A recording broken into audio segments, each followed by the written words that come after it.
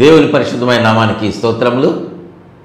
కర్మేలు అగ్ని అనేటువంటి ఈ యొక్క దేవుని యొక్క వాక్యాన్ని సందేశాన్ని వినటానికి దేవుని యొక్క పాదముల చెంత ఏకీభవించిన మీ అందరికి కూడా ప్రభునామమున ప్రేమపూర్వకముగా వందనాలు శుభములు తెలియజేస్తూ ఉన్నాం.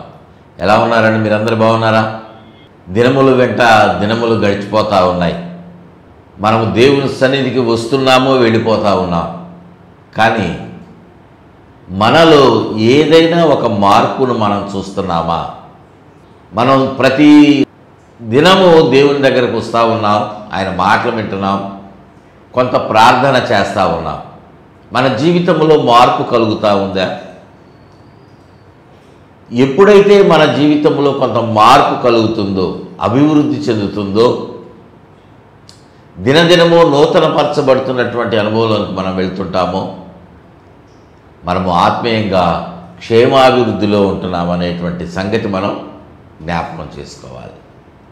ఒకవేళ అలా లేకపోయినట్టయితే, ప్రభువా నాకు ఫలాభివృద్ధిని దయచేయండి, క్షేమాభివృద్ధిని దయచేయండి అని ప్రార్థన చేయండి.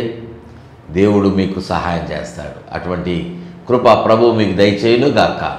ఆమేన్. దేవుని యొక్క వాక్యాన్ని మనము చదువుకుందామండి. సామెతల గ్రంథము 2వ అధ్యాయములో 7వ వచనాన్ని మనము ధ్యానాంశముగా చదువుకుందాం. చూడండి, బైబిల్స్ తీసుకొని నోట్స్ తీసుకొని కూడా రాసుకోండి. చదువుతున్నాను. ఆయన యథార్థవంతులను వర్ధిల్ల చేయును. దేవుడి మాటను మన వినికిడిలో ఆశీర్వదించును గాక. ఆమేన్. ప్రియ దేవుని బిడ్డలారా, దేవుడు యథార్థవంతులను వర్ధిల్ల చేసేటువంటి వాడుగా ఉన్నాడనేటువంటి మాటను జ్ఞాని అయిన సొలొమోను తెలియజేస్తూ ఉన్నాడు. సొలొమోను మహారాజు చేత పరిశుద్ధాత్మ దేవుడి మాట వ్రాయించాడు. యథార్థవంతులను వర్ధిల్ల చేయును అనేటువంటి మాట మనం చదివాం కదా. ఎవరిని వర్ధిల్ల చేస్తాడనేటువంటిది ప్రక్కన పెడితే, వర్ధిల్ల చేసేటువంటి ఆ లక్షణము నీవు సేవిస్తున్నటువంటి దేవునికి ఉన్నది. దేవునికి మహిమ కలుగును గాక. హల్లెలూయా. నీవు ఏ దేవునికైతే ప్రార్థన చేస్తున్నావో ఆ దేవుడు జీవము కలిగిన వాడు. ప్రభు అయినటువంటి యేసుక్రీస్తు వారు జీవము కలిగినటువంటి దేవుడు. ఆయన జీవము కలిగినటువంటి వాడుగా ఉన్నాడు. కనుకనే ఆయన ఎలాగైతే బాల్య దినములలో ఉన్నప్పుడు మనుషుల దయందును, తర్వాత దేవుని దయందును వర్ధిల్లినటువంటి, దీవించబడినటువంటి, ఎదిగినటువంటి అనుభవంలో ఎలాగైతే ప్రభువారు ఉన్నారో, నిన్ను కూడా ఆయన అట్లానే దీవించాలనేటువంటిది దేవుని యొక్క ఉచితమైనటువంటి కృప. నీకు దేవుడు ఇస్తున్నటువంటి ఒక శ్రేష్టమైనటువంటి ఆలోచన, ఆశీర్వాదం. ఆయన వర్ధిల్ల చేసేటువంటి లక్షణము ఆయనకున్నది. మానవుడైతే జలసీతో, కుళ్ళుతోటి మానవ స్వభావం ఉన్నది కనుక తన తోటివాడు, తన పొరుగువాడు, తన సహోదరుడు వర్ధిల్లుతూ ఉంటే, ఆస్వాదించబడినటువంటి అనుభవంలో ఉంటా ఉంటే, దినదినము నూతనమైన దీవెనలు పొందుకుంటూ ఉంటే తట్టుకోలేడు. కానీ దేవుడు అలాంటి వాడు కాదు కదా. ప్రభు అలాంటి వాడు కాదు. ఆయన నీ ప్రార్థన విని నీ ప్రార్థనకు జవాబు ఇవ్వటానికి నిన్ను వర్ధిల్ల చేస్తాడు. ఎవరు కూడా నేను వర్ధిల్లాలి అనే నేను ప్రార్థన చేసుకుంటా. ఎవరు సేవకుల దగ్గరికైనా వెళ్ళి నా కోసం ప్రార్థన చేయండి, నా కుటుంబం కొరకు, నా బిడ్డల కొరకు, నా వ్యాపారం కొరకు, నా ఆరోగ్యం కొరకు అని మనం ఒక ప్రేయర్ రిక్వెస్ట్ చెప్తున్నాం. సేవకులు వాటిని బట్టి మనకు మంచి ఆశీర్వాదం కావాలని ప్రార్థన చేస్తారు. మనం ప్రార్థన చేస్తే వాటిని అనుగ్రహించేటువంటి వాడు దేవుడు. మనకు తెలుసు కదా, ఇది మనకు క్షేమాభివృద్ధి అనేటువంటిది ఏ అంగడిలో అది అమ్మేటువంటి వస్తువు కాదు. ఏ మార్కెట్లో అది దొరకదు. ఎంత పెద్ద సిటీలో కూడా మనం దానిని డబ్బులిచ్చి కొనుక్కోలేము. మనకు తెలుసు కదా. అది ఎలా మనం వాటిని పొందుకుంటాము అంటే దేవుడు మనకు ఇచ్చినప్పుడు వాటిని మనం పొందుకునేటువంటి ఆ ఉన్నతమైన ఆశీర్వాదంలో మనం ఉంటాం, ఉన్నతమైన స్థితిలో మనం ఉంటాం. అంటే మనం ఆలోచన చేస్తే దేవుడు మనలను వర్ధిల్ల చేసేటువంటి వాడుగా ఉన్నాడు. నీవు నేను ఆశీర్వదించబడతా ఉన్నాం, ఉన్నతంగా ఉంటా ఉన్నాము, ఉన్నతమైనటువంటి దీవెనలు పొందుకుంటున్నామంటే అర్థం ఏంటి? దేవుని యొక్క కృప. దేవుడు నిన్ను ఆశీర్వదిస్తూ ఉన్నాడు. సేవకుల ప్రార్థనను బట్టి, సంఘ ప్రార్థనను బట్టి, తల్లిదండ్రుల ప్రార్థనను బట్టి, ఈ రీతిగా అనేక మంది నీ కొరకు చేస్తున్నటువంటి విజ్ఞాపనను బట్టి నువ్వు ఒక ఉన్నతమైన స్థితిలో ఆశీర్వదించబడినటువంటి అనుభవంలో నువ్వు నిలిచి ఉంటా ఉన్నావు. దేవుడు వర్ధిల్ల చేసేవాడుగా ఉన్నాడు. దేవునికి మహిమ కలుగునుగాక. హల్లెలూయా. ప్రియదేవుని బిడ్డలారా, దేవుడు వర్ధిల్ల చేస్తాడు. అయితే ఎవరిని వర్ధిల్ల చేస్తాడు అంటే యథార్థవంతులను వర్ధిల్ల చేస్తాడు. యథార్థత కలిగినటువంటి, యథార్థత అనేటువంటి లక్షణమును కలిగినటువంటి వారిని దేవుడు ఉన్నతమైన స్థితిలో వర్ధిల్ల చేసేవాడుగా ఉన్నాడు. దేవునికి మహిమ కలుగునుగాక. హల్లెలూయా. ప్రియదేవుని బిడ్డలారా, నువ్వు వర్ధిల్ల లేకపోతా ఉన్నావు. దేవుణ్ణి నువ్వు యేసయ్యనే నువ్వు ప్రార్థన చేస్తూ, యేసయ్యనే ఆరాధిస్తూ, యేసయ్యను వెంబడిస్తూ ఆయనే దేవునిగా నువ్వు కలిగినటువంటి అనుభవంలో ఉండి ఉండవచ్చేమో. కానీ నువ్వు దీవించబడటం లేదు, ఆత్మీయ స్థితిలో నువ్వు ఎదగడం లేదు, లోకరీతిగా నువ్వు క్షేమాభివృద్ధిలో ఉండటం లేదంటే నువ్వు యథార్థతను కోల్పోయినటువంటి వారిగా ఉంటా ఉన్నావేమో. యథార్థత అంటే మనకు తెలుసు. చాలాసార్లు నేను మాట్లాడినటువంటి వాడిగా కూడా ఉన్నా. ప్రియదేవుని బిడ్డలారా, దేవుని సన్నిధికి మనం వస్తున్నాము, ఆయన సన్నిధికి మనం వస్తున్నాము అంటే మన హృదయం అంతటితోటి ఆయనను ఆరాధించాలి. మనసులో కొంత పాపాన్ని ఉంచుకొని కొంత దేవునికి అప్పగించుకుంటే మనస్సును మనకు అది యథార్థత కాదు. కొన్నిసార్లు దేవునికి వ్యతిరేకంగా నడుస్తూ, కొన్నిసార్లు ఆయన దృష్టిలో అనుకూలంగా నడుస్తూ, ఆయన మాట మనం కొన్నిసార్లు మాత్రమే వినేటువంటి స్థితిలో ఉంటే అది యథార్థత కాదు. దేవుని యొక్క మాట ఏదైతే తెలియజేసిందో, ఏదైతే తెలియజేస్తా ఉన్నాడో నీకు, దానిని సంపూర్ణముగా అనుసరించి నువ్వు నడవాలి. ఈ మాట గుర్తుపెట్టుకోండి.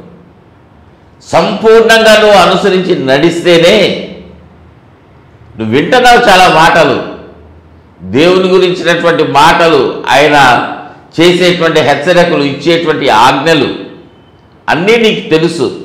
కానీ వాటిని విని విడిచిపెడుతున్నావు. అలా కాదు, కానీ వాటిని గైకొని నువ్వు వాటి ప్రకారంగా నడిస్తే అది యథార్థవంతమైన జీవితం. మనం చెప్తున్నాం ఇతరులకు, కానీ మనం చేయటంలా. యేసయ్య మంచివాడు, ఆయన దగ్గరకు రండి, ఫలానా సమస్యతో మీరు బాధపడుతున్నారు, ఆయనకు ప్రార్థన చేయండి, ఆయన మీకు మంచి ఆరోగ్యాన్ని ఇస్తాడు అని మనం రకరకాలుగా చెప్తున్నాం. కానీ మనం చేయగలుగుతున్నావా? నువ్వు చేయగలుగుతున్నావా? కొన్ని విషయాలలో అబద్ధములు మాట్లాడుతూ, కొన్ని విషయాలలో మాత్రమే ఆయన ఇచ్చినటువంటి ఆజ్ఞలో కొన్నింటిని మాత్రమే పాటిస్తూ ఉంటే నువ్వు యథార్థత లేనటువంటి వాడవే, యథార్థత లేని దానివి. ప్రియా దేవుని బిడ్డారా, నువ్వు అలా ఉంటే ఏమాత్రం కూడా వర్ధిల్లేటువంటి ఆ లక్షణము నీలో ఉండదు కనుక దేవుడు నిన్ను వర్ధిల్ల చేయడు. యెహోవా తండ్రి అయినటువంటి దేవుడు, ప్రభు అయినటువంటి యేసుక్రీస్తు వారు యథార్థవంతులను వర్ధిల్ల చేసేవాడుగా ఉన్నాడు. దేవునికి స్తోత్రం చెల్లిద్దాం. హల్లెలూయా. లేఖనములో మనం చూసినట్లయితే ద్వితీయోపదేశకాండము గ్రంథములో 30వ అధ్యాయము 9వ వచనం చదువుకుందాము. చూడండి, అక్కడ అంటున్నటువంటి మాట, మరియు దేవుడైన యెహోవా నీ చేతి పనులన్నిటి విషయములోనూ, నీ గర్భఫల విషయములోనూ, పశువుల విషయములోనూ, నీ భూమి పంట విషయములోనూ నీకు మేలు కలుగునట్లు నిన్ను వర్ధిల్ల చేయును. దేవునికి స్తోత్రం చెల్లిద్దామా. హల్లెలూయా. ఇక్కడ మోషే ద్వారా తెలియజేయబడినటువంటి ఈ యొక్క ద్వితీయోపదేశకాండం అనేటువంటి ఈ పుస్తకంలో దేవుడు ఏ ఏ విషయాలలో నిన్ను వర్ధిల్ల చేయడానికి సిద్ధంగా ఉన్నాడో జ్ఞాపకం చేస్తూ ఉన్నాడు. ఆయన ఎట్లాంటి వాడు అంటే వర్ధిల్ల చేసేవాడు అనేటువంటి మాట మనం నేర్చుకున్నాం. అయితే ఇక్కడ 9వ వచనంలో అంటున్నాడు, నీ దేవుడైన యెహోవా నీ చేతి పనులన్నిటి విషయములోనూ. కొంతమంది అనుకుంటారు, నేను కష్టపడి పని చేస్తూ ఉన్నా, నాకు ప్రతిఫలం రావట్లా. కొంతమంది ఏమో ఆఫీసులో ఉద్యోగాలు చేస్తూ ఉన్నారు, ఫ్యాన్ కింద కూర్చొని ఏసీలో కూర్చొని ఉద్యోగం చేసి కొంత లంచాలు కూడా తీసుకుంటా ఉన్నారు. అన్యాయంగా వారి యొక్క ఉద్యోగ విషయాలలో వాళ్ళు ప్రవర్తనను కలిగినటువంటి వాళ్ళుగా ఉన్నారు. కానీ నేను అలా ఏమీ చేయటం లేదే, కష్టపడి నేను పని చేస్తూ ఉన్నా, ఎండనక పగలనక రేయనక నేను కష్టపడతానే ఉన్నా, రెక్కలు ముక్కలు చేసుకుంటున్నా, కానీ నాకు వర్ధిల్లుతున్నటువంటి అనుభవం కనబడటం లేదే అని కూడా కొంతమంది అనుకోవచ్చు. తల్లిదండ్రులు కూడా బిడ్డలు ఎలాంటి ఉద్యోగాలు కావాలని కోరుకుంటారంటే మంచి ఉద్యోగాలు కావాలండి.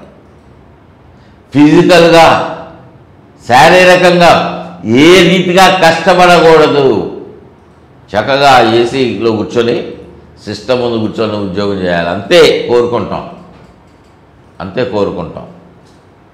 కానీ మోషే చెప్తున్నటువంటి మాట, ఆయన నీ చేతి పనులన్నిటి విషయంలో, అది ఎలాంటిదైనా కానివ్వండి, వాటన్నిటి విషయంలో ఆయన నీకు తోడుగా ఉండి నిన్ను వర్ధిల్ల చేస్తాడు. దేవునికి స్తోత్రం చెల్లిద్దాం. హల్లెలూయా. నువ్వు కష్టపడవచ్చు, కానీ కొన్ని దినాల తర్వాత అయినా దేవుడు నీ కష్టానికి ప్రతిఫలమును తప్పనిసరిగా ఇస్తాడు, ఏమాత్రం అనుమానం లేదు. నువ్వు చేస్తున్నటువంటి ఉద్యోగం చిన్నదా పెద్దదా అని ఆలోచించేయదు, కానీ నువ్వు చేసేటువంటి పరిచర్య చిన్నదా పెద్దదా అని ఆలోచన చేయదు. కానీ నీ మందిరానికి వచ్చేటువంటి విశ్వాసులు వేళ్ల మీద, ఫింగర్ టిప్స్ మీద లెక్క పెట్టేటువంటి వాళ్ళుగా ఉండొచ్చేమో, 10 మందే ఉండొచ్చేమో, కానీ వారిని నువ్వు క్షేమాభివృద్ధిలోనికి నడిపిస్తే దేవుడు నిన్ను దీవిస్తాడు, దేవుడిని ఆశీర్వదిస్తాడు. దేవుని బిడ్డలారా, మనం ఎక్కడ ఏ విషయంలో కూడా వర్ధిల్లు చేసేటువంటి వాడుగా ఉన్నాడు ఆయన. మనలను వెనక అడుగు వేసేటువంటి వాడు, వెనక ఉంచేటువంటి వాడు కాదు. అందుకే అక్కడ అంటున్నాడు, నీ చేతి పనులన్నిటి విషయంలోనూ, అంత మాత్రమే కాదు, నీ గర్భఫల విషయంలోనూ. చాలామంది ఈ మాటలు వింటున్నటువంటి వారు గర్భఫలము లేనటువంటి వారు కొంతమంది ఉన్నారు. కుటుంబాల్లో వివాహములై కొన్ని సంవత్సరాలు గడిచిపోయాయి, కానీ బిడ్డలేరని అంగలారుస్తూ ఉన్నారేమో.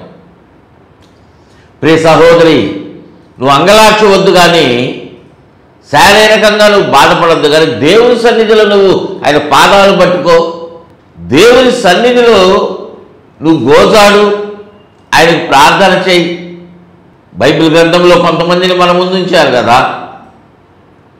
హన్నా పిల్లలు లేని స్థితిలో ఉంటే ఎంత బాధను అనుభవించిందో కదా, ఎంత బాధను కలిగి కన్నీరు విడిచిందో, ఎంతగా దేవుని పాదాలు పట్టుకొని దుఃఖపడినటువంటి అనుభవంలో అన్నా ఉందో చదవండి. సమూయేలు గ్రంథములో, మొదటి సమూయేలు గ్రంథము 1వ అధ్యాయాల్లో చదివితే మీకు అర్థమవుతుంది. ప్రియ దేవుని బిడ్డలారా, భర్త ప్రేమించేటువంటి వాడుగా ఉండొచ్చు, కానీ కుటుంబంలో బంధువుల దగ్గర కొంత అవమానము, ఆ అవమానాన్ని ఎదుర్కొంటున్నావేమో ప్రియ సహోదరి. నీ ప్రార్థన దేవుడు ఆలకిస్తాడు. వచ్చే సంవత్సరం ఈ పాటికి నీ చేతిలో 12 బిడ్డను దేవుడు అనుగ్రహిస్తాడు. దేవునికి మహిమ కలుగునుగాక. హల్లెలూయా. దేవుడిచ్చినటువంటి వాగ్దానాన్ని మర్చిపోయేవాడు కాదు. ప్రవక్తల ద్వారా, లేకపోతే నువ్వు బైబిల్ చదువుతున్నప్పుడు కొన్ని వాక్యాల ద్వారా, వచనాల ద్వారా నీకు వాగ్దానాన్ని దేవుడు ఇచ్చి ఉండొచ్చేమో.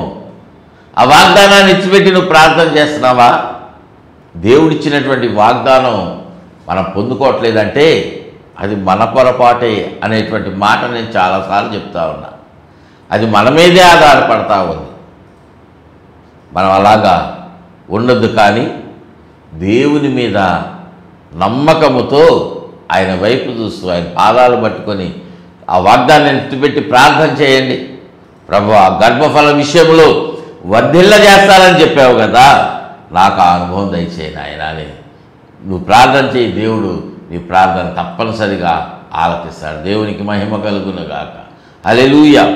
తర్వాత మనం చూసినట్లయితే నీ పశువుల విషయంలోనూ, నీ యొక్క వ్యాపార విషయంలోనూ, నువ్వు చేసేటువంటి ప్రతి పని విషయంలోనూ దేవుడు నిన్ను వర్ధిల్ల చేస్తాడు.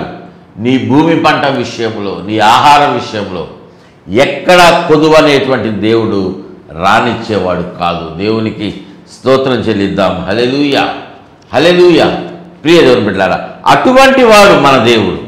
అటువంటి రీతిగా ఆయన ఆశీర్వదించేటువంటి వాడు. అందుకే 68వ కీర్తనలో 6వ వచనంలో వ్రాయబడినటువంటి మాట మనము చూచినట్లయితే, ఆయన బంధింపబడిన వారిని విడిపించి వారిని వర్ధిల్ల చేయువాడు. విన్నారా ఇక్కడ కీర్తనకారుడు చెప్పినటువంటి మాట? బంధించబడినటువంటి వారిని కూడా ఆయన వర్ధిల్ల చేస్తాడు. ఎలాగ బంధించబడ్డాడు అంటే జైల్లో పెట్టారని కాదు, తప్పు చేసి శిక్షగా జైలు శిక్ష అనుభవిస్తూ ఉన్నారని కాదు. బంధించబడటం అంటే అపవాది యొక్క చెరలో ఉన్నారు కొంతమంది. నేను కూడా ఒకానొక సమయంలో అపవాది చెరలో బంధించబడినటువంటి అనుభవంలోనే ఉన్నాను. అలానే జీవించాను కూడా. పాపముల చేత బంధించబడ్డాం, కొన్ని దురలవాట్ల చేత బంధించబడినటువంటి అనుభవం ఉన్నాం. ప్రియా సహోదరి, సహోదరుడా, మీ బిడ్డలు లేరా ఈ అనుభవంలో? చాలా మంచి ఉద్యోగం సంపాదించుకున్నాడు మా అబ్బాయి అని సంతోషపడుతున్నారు. మా అమ్మాయి చక్కగా చదువుకుంటా ఉంది, చాలా అందంగా ఉంటుంది అని మీరు అనుకోవచ్చు. కానీ వారు ఏ పాపముతో, ఏ పాపపు కట్లతో బంధించబడ్డారో గమనిస్తున్నారా? ప్రార్థన చేశారా? ప్రార్థన చేయండి. దేవుడు మీకు విడుదలను దయచేస్తాడు, వారిని ఆశీర్వదిస్తాడు. విడిపించి, బంధించబడిన స్థితిలో ఉంటే వారిని విడిపించి, ఆ బంధకము ఏదైనా కానివ్వండి, ఎంత గట్టిగా ఉన్నటువంటిదైనా కానివ్వండి, దేవునికి అసాధ్యమైనది ఏది కూడా లేదు. నువ్వు చేసేటువంటి ప్రార్థన నీ బిడ్డలకు విడుదలను కలుగజేస్తుంది. నీ ప్రార్థన, నీ కన్నీరు నీ బిడ్డలకు విడుదలనిస్తాయి, వారిని వర్ధిల్ల చేస్తాయి. దేవునికి స్తోత్రం చెల్లిద్దాము. హల్లెలూయా, హల్లెలూయా. ప్రియ దేవుని బిడ్డలారా, మనము బంధించబడినటువంటి స్థితిలో ఉంటే దేవుడు మనలను విడిపించి వర్ధిల్ల చేసేవాడుగా ఉంటాడు. దేవునికి మహిమ కలుగునుగాక. హల్లెలూయా. యెహెజ్కేలు గ్రంథంలో 17వ అధ్యాయము 6వ వచనాన్ని చదువుతా ఉన్నా. చూడండి, అది చిగిర్చి పైకి పెరుగక విశాలముగా కొమ్మలతో అల్లుకొని గొప్ప ద్రాక్షావల్లి ఆయను. దాని కొమ్మలు పక్షిరాజు వైపున అల్లుకొనుచుండును, దాని వేళ్ళు క్రిందికి తన్నుచుండెను. అలాగూ ఆ ద్రాక్ష చెట్టు శాఖోపశాఖలుగా వర్ధిల్లి రెమ్మలు వేయును. ప్రియ దేవుని బిడ్డలారా, ఒక ద్రాక్ష చెట్టు, మీరు పై వచనాలు చదవండి, పైన కొన్ని వచనాలు చదివితే మీకు స్పష్టంగా అర్థమవుతుంది. సమయం లేదు కనుక నేను క్లుప్తంగా ఈ మాటలు నేను తెలియజేస్తా ఉన్నా. ద్రాక్ష చెట్టు శాఖోపశాఖలుగా విస్తరిస్తూ ఉంటుంది. మన జీవితము, మన ఉద్యోగము వర్ధిల్లుతూ ఉన్నది, మన వ్యాపారం వర్ధిల్లుతున్నది అంటే అర్థం ఏంటి? మనము క్లర్క్గా, గుమస్తాగా ఉద్యోగంలో చేరాం. తర్వాత కొంతకాలము పనిచేసిన తర్వాత సీనియారిటీ వచ్చిన తర్వాత మనము తర్వాత ఉన్నత స్థితిలోనికి మనం వెళ్తాం. క్లర్క్ తర్వాత సూపర్వైజర్గానో హెడ్ క్లర్క్గానో వెళ్తాం. ఆ తర్వాత ఇంకొంచెం పై స్థాయికి, ఇంకొంచెం స్థాయికి, ఇలాగా ఒకానొక సమయమున ఒక వ్యక్తి కింద పనిచేసిన నువ్వు వర్ధిల్లటం ప్రారంభించినాక నీ కింద ఒక 10 మంది ఉద్యోగస్తులు పనిచేస్తూ ఉంటారు. అది నువ్వు వర్ధిల్లటం అంటే ఉద్యోగ విషయంలో. వ్యాపార విషయంలో అయితే నువ్వు ఒక చిన్న వ్యాపారం ప్రారంభించావు, కొద్దిగా పెట్టుబడి పెట్టి. దేవుడు దాన్ని ఆశీర్వదించాడు. ఆ స్థలము తర్వాత ఇంకొంచెము స్థలం తీసుకొని మరికొంత వ్యాపారాన్ని డెవలప్ చేయటమే. మరికొంత వ్యాపారం తర్వాత వేరే చోట బ్రాంచ్ పెట్టడం, వేరే ఊర్లలో బ్రాంచ్లు పెట్టడం, ఇవన్నీ నువ్వు డెవలప్ అవుతున్నావు, వర్ధిల్లుతున్నావు అనడానికి సూచనలు. అలా కాకుండా నువ్వు పెట్టినటువంటి వ్యాపారంలోనే నష్టం వచ్చి అది పెట్టుబడి తగ్గిపోయి క్రమంగా క్షీణిస్తూ ఉంటే అది నువ్వు ఎక్కడో వ్యతిరేకంగా దేవునికి నడుస్తున్నావు. దేవుడు నీ వ్యాపారాన్ని వర్ధిల్ల చేయట్లేదు అనేటువంటి సంగతి నువ్వు జ్ఞాపకం పెట్టుకొని దేవుని దగ్గర ప్రార్థన చేయి, దేవుని దగ్గర వేడుకో, మొరపెట్టు. ప్రభువా వర్ధిల్ల చేస్తారన్నావు కదా, వర్ధిల్ల చేసేవాడవు కదా, నా బ్రతికెందుకయ్యా, నా కుటుంబం ఎందుకయ్యా, నా వ్యాపారం ఏంటి ఇలాగైపోతా ఉందని ప్రార్థన చేయి. దేవుడు తప్పకుండా నీకు విడుదల ఇస్తాడు. ప్రార్థన చేస్తే ఆయన సమాధానమును తెలియజేసేవాడుగా ఉన్నాడు. దేవునికి మహిమ కలుగును గాక. హల్లెలూయా. 2వ దినవృత్తాంతముల గ్రంథములో 31వ అధ్యాయం 21వ వచనములో వ్రాయబడినటువంటి ఒక శ్రేష్టమైనటువంటి ప్రాముఖ్యమైనటువంటి మాట ఏమిటంటే, తన దేవుని ఆశ్రయించుటకు దేవుని మందిర విషయమందేమి, ధర్మశాస్త్ర విషయమందేమి, ధర్మమంతటి విషయమందేమి, తాను ఆరంభించిన ప్రతి పని అతడు హృదయపూర్వకముగా జరిగించి వర్ధిల్లెను. దేవునికి మహిమ కలుగునుగాక. హల్లెలూయా. ప్రియ దేవుని బిడ్డలారా, మనం చదివినటువంటి యొక్క వచనంలో యేస్కేలు ప్రవక్త ద్వారా ప్రభు మనకు తెలియజేస్తా ఉన్నాడు. మనం చేసేటువంటి ప్రతి పని విషయంలో, దేవుని యొక్క వాక్య విషయంలో, పరిచర్య విషయంలో, నీ వ్యాపార విషయంలో, అన్ని విషయాలలో నువ్వు ఆరంభించినటువంటి ప్రతి ఒక్క విషయంలో ఎలా ఉంటావో తెలుసా? దేవుడు నిన్ను వర్ధిల్ల చేసేవాడుగా ఉంటాడు. దేవునికి స్తోత్రం చెల్లిద్దాం. హల్లెలూయా. దేవుని చేత నువ్వు వర్ధిల్లప చేసేటువంటి వాడుగా ఉంటావు. దేవుడు నీ చేయి పట్టుకొని నడిపించేటువంటి అనుభవంలో నువ్వు ఉంటావు, నడిచేటువంటి అనుభవంలో ఉంటావు. ఆయన చేయి విడిచిపెట్టకుండా నువ్వు నడిస్తే నీ జీవితంలో ఆశీర్వాదం అనేటువంటిది పొంగి పొరలేటువంటిదిగా ఉంటుంది. దేవునికి మహిమ కలుగును గాక. హల్లెలూయా. సామెతల గ్రంథము 28వ అధ్యాయంలో అక్కడ 25వ వచనంలో వ్రాయబడినటువంటి ఒక మాట మనము చూసినట్లయితే, యెహోవా యందు నమ్మకముంచువాడు వర్ధిల్లును. నువ్వు చేయాల్సినటువంటి పని ఏంటి? దేవుని యందు నమ్మకం ఉంచాలి.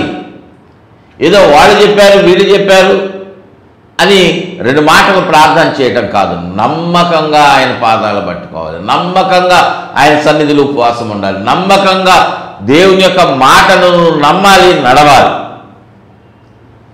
దేవుని యొక్క ఆజ్ఞలను నువ్వు విశ్వాసంతో నమ్మకంగా పాటించాలి. దేవుని నువ్వు నమ్మకంగా వెంబడించాలి. ఇలాగా ఎప్పుడైతే నువ్వు చేసేటువంటి ప్రతి పని కూడా నమ్మకంగా ఉంటుందో, దేవుడు నీ నమ్మకమును బట్టి నిన్ను ఆశీర్వదించేవాడుగా ఉన్నాడు, వర్ధిల్ల చేసేవాడుగా ఉంటాడు. దేవునికి స్తోత్రం చెల్లిద్దాం. హల్లెలూయా. మరొక మాట చివరిగా మనం చూసినట్లయితే, నువ్వు గనక వర్ధిల్లినట్లయితే, సామెతల గ్రంథంలో సొలొమోను మహారాజు అంటున్నాడు 11వ అధ్యాయము 10వ వచనం. సామెతల గ్రంథము 11వ అధ్యాయము 10వ వచనంలో, నీతిమంతులు వర్ధిల్లుట పట్టణమునకు సంతోషము, పట్టణములకు సంతోషకరము. నీతిమంతులు వర్ధిల్లుట అంటే వర్ధిల్లేటువంటి గుంపులో ఎవరున్నారంటే నీతిమంతులుగా ఉన్నారు. నువ్వు యథార్థవంతుడుగా ఉన్నా, నీతిమంతుడుగా ఉన్నా, దేవుని యొక్క ఆజ్ఞల విషయంలో, నువ్వు నడిచేటువంటి విషయంలో నువ్వు జాగ్రత్తగా ఉంటే, నువ్వు చేసేటువంటి ప్రతి పనిని దేవుడు తప్పకుండా దీవిస్తాడు, వర్ధిల్ల చేస్తాడు, వర్ధిల్ల చేస్తాడు. ద్రాక్ష చెట్టు ఎలాగైతే శాఖోపశాఖలుగా విస్తరిస్తుందో అట్లాగా అనేకులకు ఆశీర్వాదకరంగా దేవుడు నిన్ను మార్చేవాడుగా ఉన్నాడు. కనుక నీవు యథార్థవంతునివిగా, నీతిమంతునివిగా, దేవుని యొక్క వాక్యమందు విశ్వాసం ఉంచి నడిచేటువంటి నడక నువ్వు కలిగి ఉండు. దేవుడు అటువంటి కృపను నీకు దయచేస్తాడు. అటువంటి రీతిగా దేవుడు మనలందరినీ, మీ అందరినీ వర్ధిల్ల చేయునుగాక. ఆమేన్. ప్రార్థన చేసుకుందామండి. ప్రేమ కలిగిన తండ్రి, మీకు వందనాలు నాయన. స్తోత్రాలు స్తోత్రాలు స్తోత్రాలు స్తోత్రాలు చెల్లిస్తూ ఉన్నాం మా తండ్రి.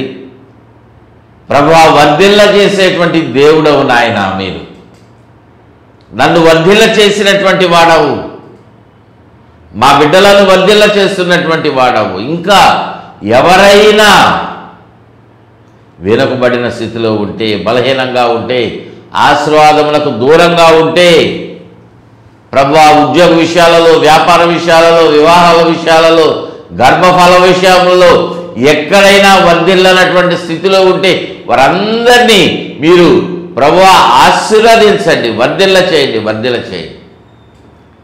ప్రభువా, వారి హృదయ వాంఛలను మీరు నెరవేర్చండి. నూతన పరచబడిన అనుభవాలను, ఆశీర్వాదాలను వారికి దయచేయండి.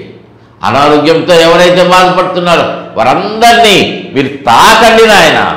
అపవాద్యత బంధించబడిన వారిని యేసు నామములో విడుదల ప్రకటిస్తున్నాం. Release your mighty power lord. ప్రభువా, మీ శక్తితో వారిని తాకండి, విడుదల దయచేసి వర్ధిల్ల చేయండి నాయన. వారిని వర్ధిల్ల చేయండి, వారిని ఆశీర్వదించండి. ప్రభు యొక్క కార్యక్రమాన్ని స్పాన్సర్ చేసినటువంటి బిడ్డల కుటుంబాన్ని వర్ధిల్ల చేయండి. మహిమాగంత ప్రభావాలు మీకే ఆరోపిస్తూ దీవించి ఆశీర్వదించమని, తిరిగి మేము కలుసుకునేంతవరకు మీ కాపుదల భద్రత దయచేయమని యేసయ్య నామమున అడిగి వేడుకుంటున్నాము తండ్రి. ఆమేన్, ఆమేన్, ఆమేన్. తండ్రి అయిన దేవుని ప్రేమ, ప్రభువు రక్షకుడు యేసుక్రీస్తు వారి కృప, పరిశుద్ధాత్మ దేవుని యందలి సర్వోన్నతమైనటువంటి దేవుని యొక్క సన్నిధి సహవాసం ప్రతి ఒక్కరికి తోడుగా ఉండి నడిపించి వర్ధిల్ల చేయునుగాక. ఆమేన్, ఆమేన్, ఆమేన్. God bless you all.